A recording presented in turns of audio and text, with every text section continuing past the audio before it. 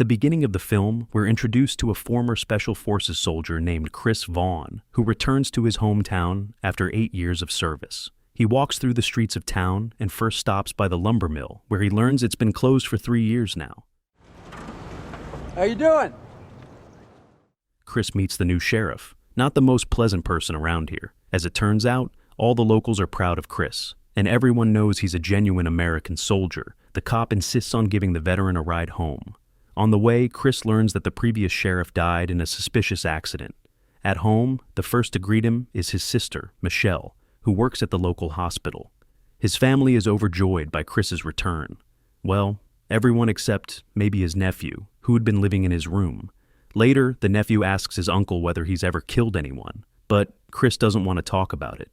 The next morning, his old friend Ray pulls up to the house. Over these 8 years, his buddy managed to get hooked on illegal substances and do 2 years for theft, but he's clean now. Ray says friends are waiting for him on the football field, and Chris heads right over. Among the friends is the wealthy Hamilton. He's the one who closed down the lumber mill the moment he inherited it, but he immediately opened a casino instead. Did you get tired of being all that you could be? No, I'm still all I can be. Really? Yeah, I'll just have to see about that. Yeah. During the game against Hamilton, Chris notices his nephew hanging around a suspicious crowd. At the end of the match, Hamilton orders the big man, Booth, to hit Chris hard. He knows the soldier has a bad knee, and that's exactly what Booth slams into on purpose. Sorry about that. Cool, man. After the game, Hamilton invites Chris to his casino, and right then, his nephew rolls up. Hey, Sarge. Good game. Maybe next time. Maybe next time I won't see you in the bleachers smoking weed. That evening, Chris comes to the casino with his friends, where life is buzzing every night. Hamilton invites them into the VIP room. His buddy leads Chris into a room and pays for a private dance for him.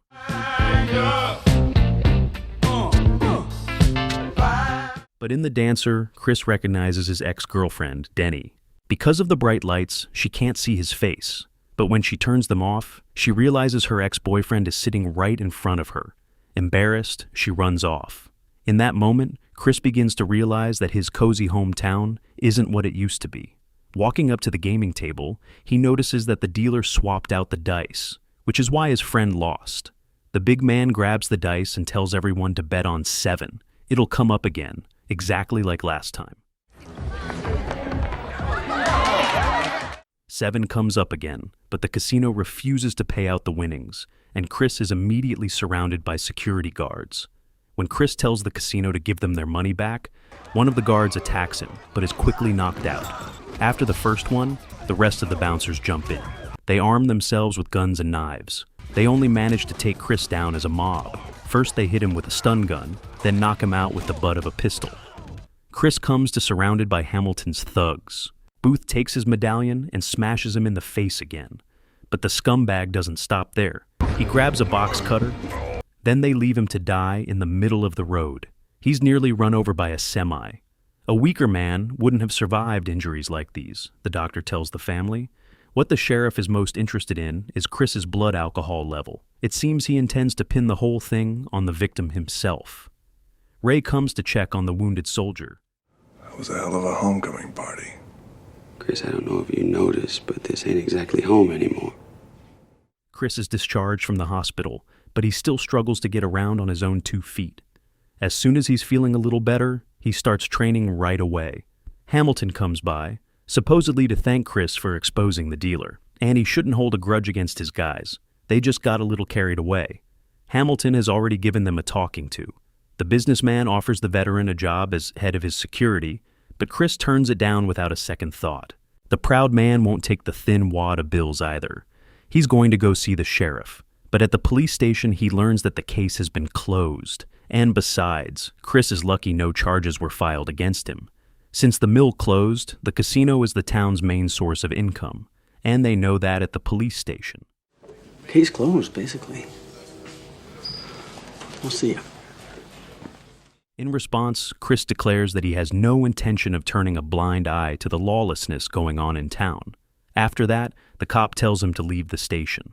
His ex, Denise, comes by to return the jacket he left at the casino. Learning about Chris's trip to the station, She jokingly suggests he run for sheriff since there's an election coming up soon.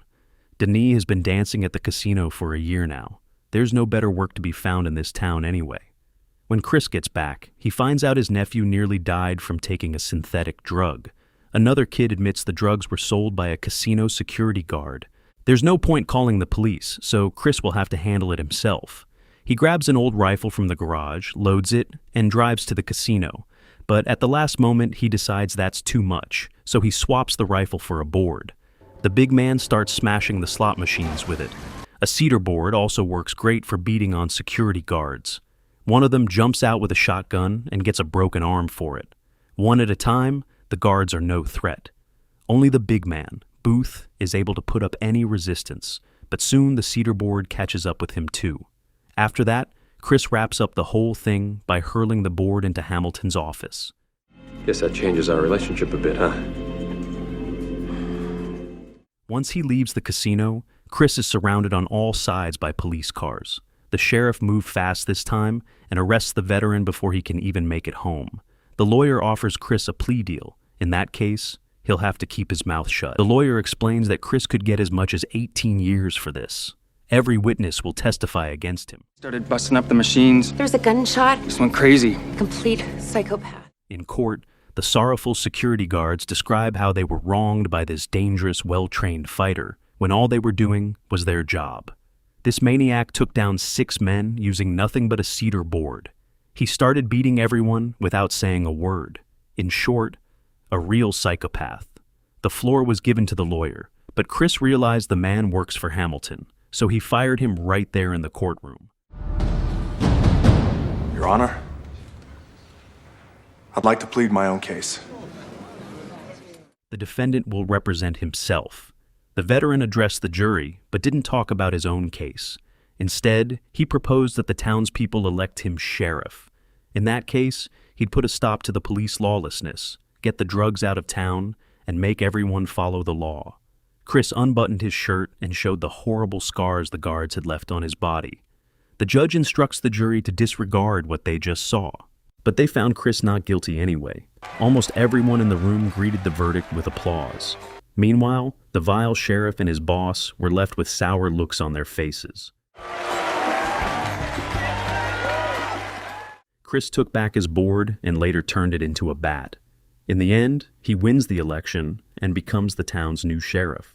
He converted his pickup into a police vehicle and headed out for his first day on the job, where he'd get better acquainted with his deputies. I can personally vouch for each and every one of these men. They're good deputies. You're all fired. The first thing Chris did was track down Hamilton, who was out cruising in his car with his lady. He notified the businessman that the drug trade in this town was over. He'd do everything in his power to make it happen. And if you push too hard, you're going to be a man who never gets to see 40.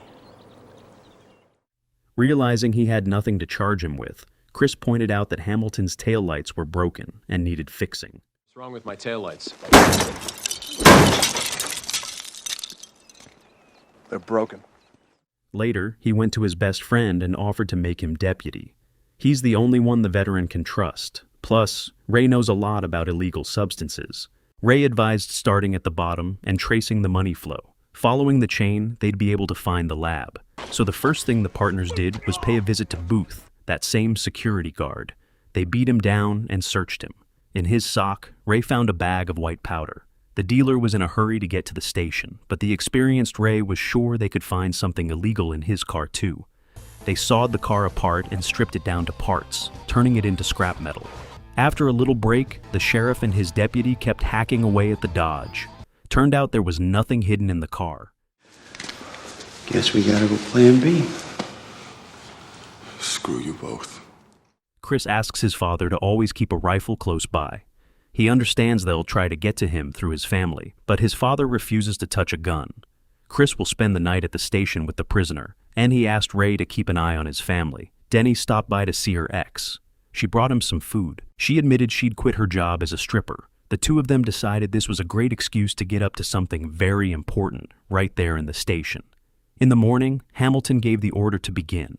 At that moment, Chris's car went up in flames. "Car for car!" A gleeful Booth screams from his cell. The police station started getting sprayed with machine gun fire from the former sheriff and his men. Booth cheers them on. Meanwhile, Ray woke up because of the smell of burnt bread. Casino security had broken into the house and attacked the family. Ray was shot in the leg, but he still helped the kid escape. He managed to stab one of the attackers with a knife and then knock him out.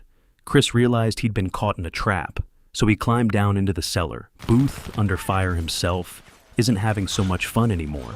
He begs Chris to save him. The sheriff has no objection. But first, the criminal needs to tell him where the lab is. Booth admits Hamilton keeps everything at the lumber mill. Now it's clear why it had to be shut down.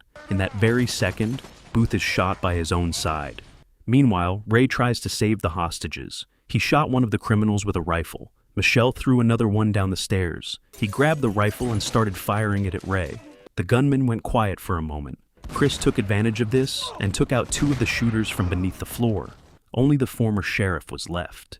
He ran into the building and started shooting up the floor, hoping to hit Chris. Denny distracted the scumbag. Thanks to that, the soldier was able to finish off the crooked cop. At that moment, back at the house, Ray is trying to handle the criminals. He has no desire to kill another man. So when the thug ran out of ammo, Ray charged in to settle it hand to hand.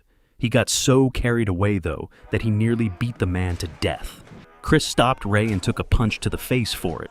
Right then, the first guard came to and pointed a gun at the two friends. He was shot just in time by the father, who finally picked up a gun to save his family.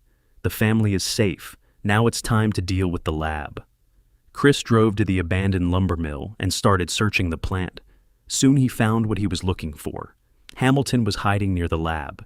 He lured Chris toward him and stepped on a pedal. The floor opened up beneath Chris, but he managed to grab hold of a saw. Hamilton started beating him with a stick, but in the end, they both fell through, putting the pipes and equipment to the test. Then the businessman threw Chris down to the ground. He dislocated his leg, but still managed to run off and hide in the woods. Hamilton grabbed an axe and went after him. The criminal found the sheriff and tried to hack him down, but instead, the two of them tumbled down a hill. Hamilton picked up the axe again, and Chris armed himself with a log, out of habit. The blonde guy turned out to be tough and nearly took the veteran down, but Chris pulled himself together, knocked Hamilton off his feet, pinned him against a tree, and broke both his legs with the log. This is my town. You're under arrest.